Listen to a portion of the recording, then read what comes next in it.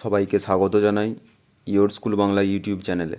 আজকে আমরা পশ্চিমবঙ্গ প্রাথমিক শিক্ষা পর্ষদ অনুমোদিত তৃতীয় শ্রেণীর বাংলা পাঠ্য বই অর্থাৎ পাতাবাহার বইয়ের একেবারে প্রথমে সত্যি সোনা নামে যে গল্পটি রয়েছে সেই গল্পটির হাতে কলমে অংশের সমস্ত প্রশ্নের সমাধান করব। তো কথা না বাড়িয়ে শুরু করছি আজকের ক্লাস। প্রথমে এক দাগে দেখো কি বলা হয়েছে, একটি বাক্যে উত্তর দাও। একের এক, বুড়ো চাষির সংসারে কে কে ছিল? উত্তর, বুড়ো চাষির সংসারে বুড়ো চাষি, চাষির ছেলে আর চাষির ছেলের বউ ছিল। একের দুই, চাষির ছেলেটি কেমন প্রকৃতির ছিল?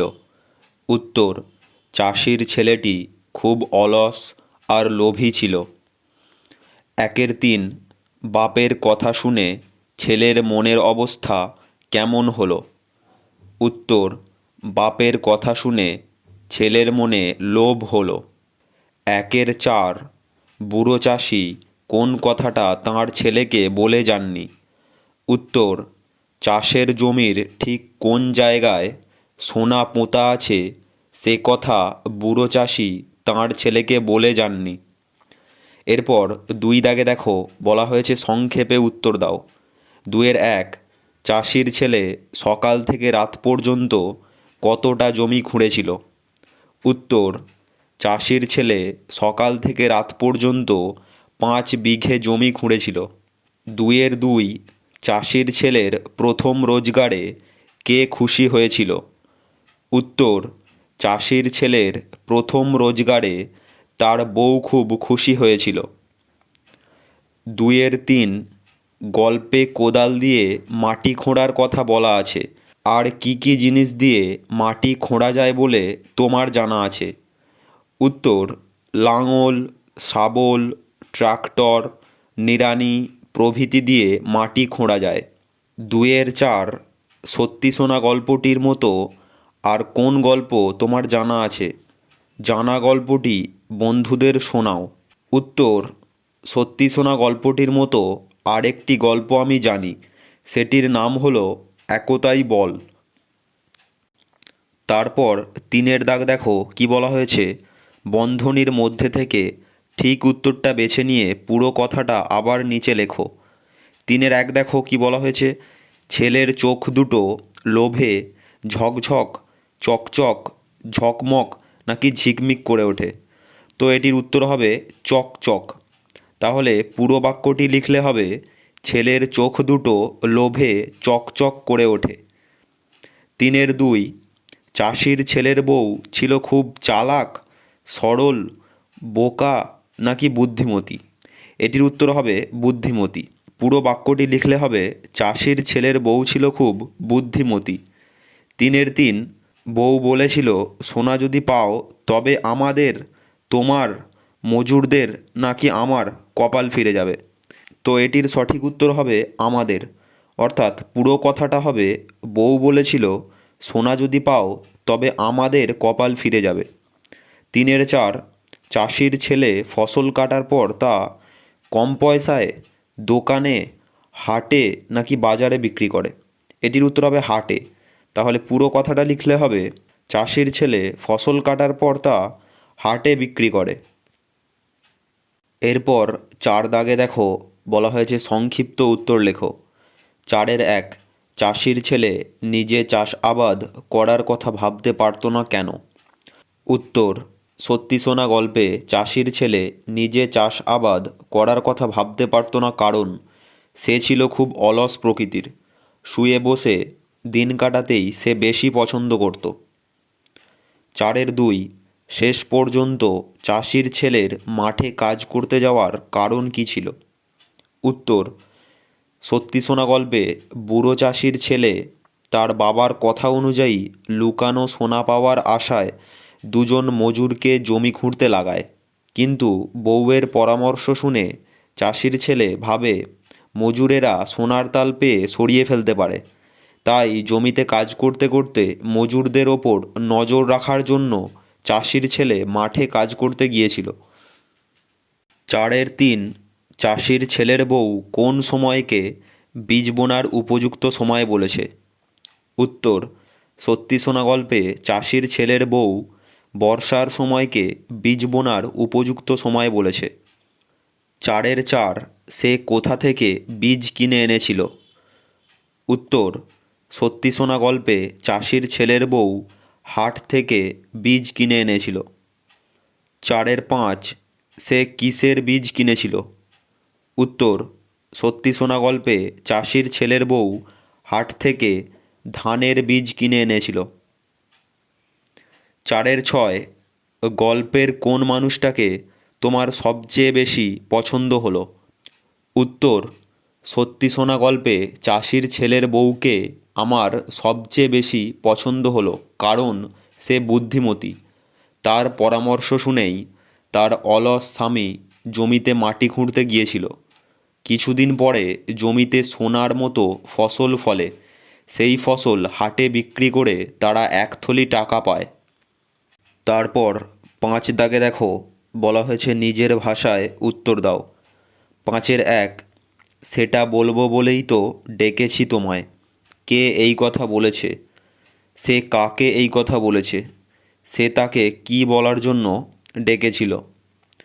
প্রথমে কে এই কথা বলেছে এই প্রশ্নটির উত্তর, সত্যি শোনা গল্পে বুড়ো চাষি এই কথা বলেছে। সে কাকে এই কথা বলেছে? নিচের লাইনে বক্স করে লিখবে, সে তার অলস ও লোভী ছেলেকে এ কথা বলেছে। সে তাকে কি বলার জন্য ডেকেছিল? নিচের লাইনে বক্স করে লিখবে, তার লুকোনো সোনা কোথায় রাখা আছে সেটা বলার জন্যই সে তার ছেলেকে ডেকেছিল। তারপর 5-এর 2, গল্পে চাষির ছেলের বউ চাষির ছেলেকে কিভাবে সাহায্য করেছে তা লেখো। এই প্রশ্নটির উত্তর একটু বড় হবে, তোমরা খাতায় প্রশ্নটির উত্তর ভালোভাবে লিখে নেবে। উত্তর, সত্যি শোনা গল্পে চাষির ছেলের বউ ছিল খুব বুদ্ধিমতী। সে নানাভাবে তার অলস স্বামীকে সাহায্য করেছিল। লুকোনো সোনা খোঁজার জন্য সে প্রথমে চাষির ছেলেকে গোটা জমিটা খুঁড়ে ফেলার পরামর্শ দেয়। খোঁড়াখুঁড়ি করা খুব পরিশ্রমের, তাই চাষির ছেলে প্রথমে মাটি খুঁড়তে চায় না। তখন চাষির ছেলের বউ মজুর লাগাতে বলে। মজুরেরা সোনার তাল পেয়ে সরিয়ে ফেলতে পারে। এই বলে চাষির ছেলের বউ চাষির ছেলেকে সেদিকে নজর রাখার জন্য কোদাল নিয়ে মাটি খুঁড়তে পাঠায়। তারপর 5 বিঘে জমি খুঁড়েও সোনা না পাওয়া গেলে বুদ্ধিমতী বউয়ের পরামর্শে চাষির ছেলে সেই জমিতে ধানের বীজ বোনে। কিছুদিনের মধ্যে তা থেকে সোনার মতো ফসল ফলে। শেষ পর্যন্ত বৃদ্ধ চাষির অলস ছেলে তার বুদ্ধিমতী বউয়ের পরামর্শে পরিশ্রমী হয়ে ওঠে ও অর্থ উপার্জনে সফল হয়। তারপর 5-এর 3, সত্যি সত্যি সোনা ফলেছে মাঠে। কে এই কথা বলেছে? সোনা বলতে এখানে আসলে কোন জিনিসকে বোঝানো হয়েছে? সেই জিনিসটা সোনা না হলেও তার সঙ্গে সোনার কী কী মিল আছে? উত্তর, সত্যি শোনা গল্পে প্রশ্নে উদ্ধৃত কথাটি বলেছে বুড়ো চাষির ছেলের বউ। পরের বাক্যে সোনা বলতে এখানে মাঠ ভরা সোনালি রঙের পাকা ধানকে বোঝানো হয়েছে। পরের বাক্য, সোনার সঙ্গে পাকা ধানের মিলগুলি হলো: 1, পাকা ধান সোনার মতোই সোনালি রঙের ও উজ্জ্বল হয়। 2, সোনা যেমন একটি মূল্যবান ধাতু তেমনই পাকা ধান ফসল হিসেবে মূল্যবান। ধান বিক্রি করেও অর্থ উপার্জন সম্ভব, তাই তো চাষির ছেলে ধান বিক্রি করে 1 থলি টাকা পেয়েছিল। 5-এর 4, চাষির ছেলে ফসল বিক্রি করে বাড়ি ফিরলে তার বউ কী কারণে খুব খুশি হলো? উত্তর, সত্যি শোনা গল্পে চাষির ছেলে হাটে ফসল বিক্রি করে 1 থলি টাকা নিয়ে বাড়িতে আসে। চাষির ছেলের বউ তার স্বামীকে জীবনে প্রথমবার পরিশ্রম করে রোজগার করতে দেখে খুব খুশি হয়েছিল। 5-এর 5, চাষির ছেলে আর তার বউ বুদ্ধি খাটিয়ে আর পরিশ্রম করে কি পুরস্কার পেয়েছে? উত্তর, সত্যি শোনা গল্পে চাষির ছেলে ও তার বউ বুদ্ধি খাটিয়ে আর পরিশ্রম করে মাঠ ভরা ফসল ফলাতে পেরেছে, যা বিক্রি করে 1 থলি টাকা পেয়েছে। চাষির অলস ছেলেকে তার বউ পরিশ্রমী করে তুলতে পেরেছে। তারপর 5-এর 6, ছেলের বউ খুব বুদ্ধিমতী, তার বুদ্ধির প্রকাশ গল্পে কিভাবে লক্ষ্য করা গেল? এই প্রশ্নটির উত্তরের ক্ষেত্রে তোমরা 5-এর 2 দাগে আমরা যে উত্তরটি লিখেছি সেই উত্তরটি পুরোটা লিখে দেবে। তারপর 6 দাগে দেখো কি বলা হয়েছে, সোনা সকলের কাছেই পছন্দের, কারণ তার কতগুলো গুণ আছে। সেই গুণগুলো পাশের বাক্স থেকে নিয়ে তুমি নিচের ফাঁকা জায়গাগুলোয় বসাও।